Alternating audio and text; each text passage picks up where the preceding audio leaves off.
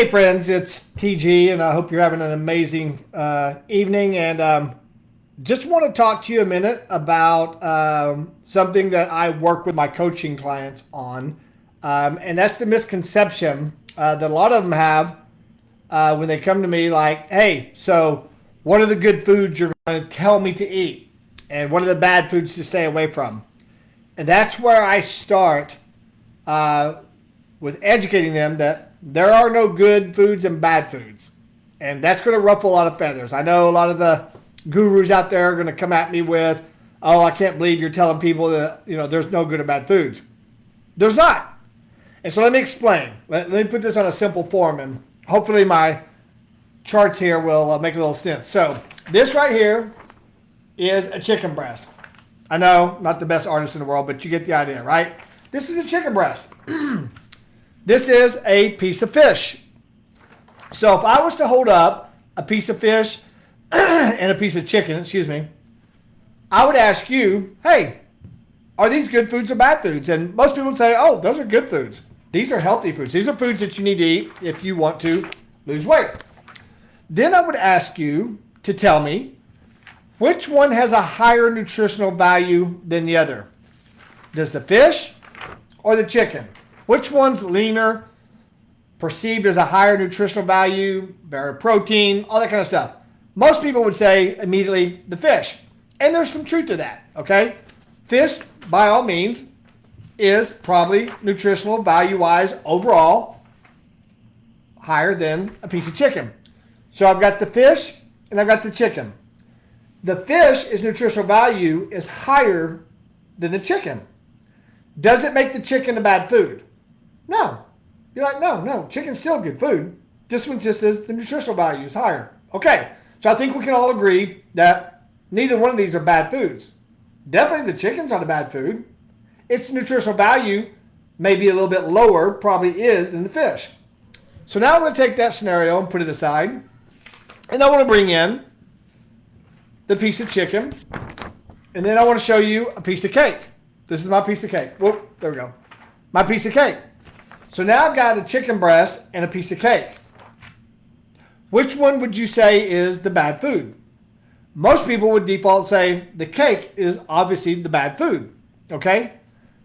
But you can't call it a bad food when you just told me that when I had the chicken and the fish, that the chicken wasn't a bad food compared to the fish. It just had a lower nutritional value. Well, I can say the same thing about the cake. I can have the chicken and the cake and say, the cake just has a lower nutritional value than the chicken. But you can't call it a bad food. You can't call this a bad food and not call the chicken a bad food when it's in comparison to fish. I want you to just think about that for a minute. So I've got fish and I've got chicken. Fish has got a higher nutritional value than chicken, but it does not make chicken a bad food in most people's perception and their eyes. But as soon as I bring out a piece of chicken and a piece of cake, people automatically say, "Oh, the cake's the bad food. That's what made me fat." You cannot call the cake bad food. You can say it has a lower nutritional value than the chicken, cake. Same way that you said fish and chicken, that the chicken has a lower nutritional value than the fish. But it's not a bad food. You can't call one a bad food because its nutritional value is lower. And you can't call the other one a bad food because its nutritional value is lower. They both are just food. No good or bad food. Nutritional value is higher and lower in all foods. This is the biggest problem I see in the weight loss industry with people isolating themselves away from things that they like, and if done in moderation, they can have. Its nutritional value is not the highest, nor is the chicken compared to the fish. But it doesn't mean when I eat chicken that it's a bad food. So that should also free you a little bit, liberate you, that if you have a piece of cake, it's not a bad food either. Its nutritional value is lower than a piece of chicken, but you can't call it a bad food. You need to start looking at foods as some are nutritionally higher and lower in comparison to other foods. And that goes across the spectrum of all the foods that we know of. And with that being said, you need to understand that if you're having a position of I can only eat this, this, and this, that's not going to last too long. You've isolated and restricted in eating only the foods you deem as good.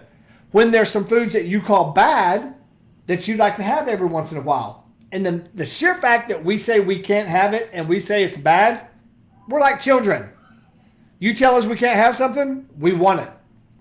When you liberate yourself and free yourself and start understand, I can pretty much have what I want in perspective and in moderation and in the right portions, man, there's some freedom there.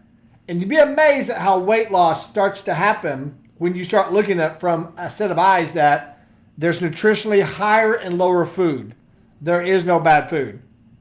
And the process of starting to understand that is a step towards freedom. And I hope you'll find that by really examining what I just said.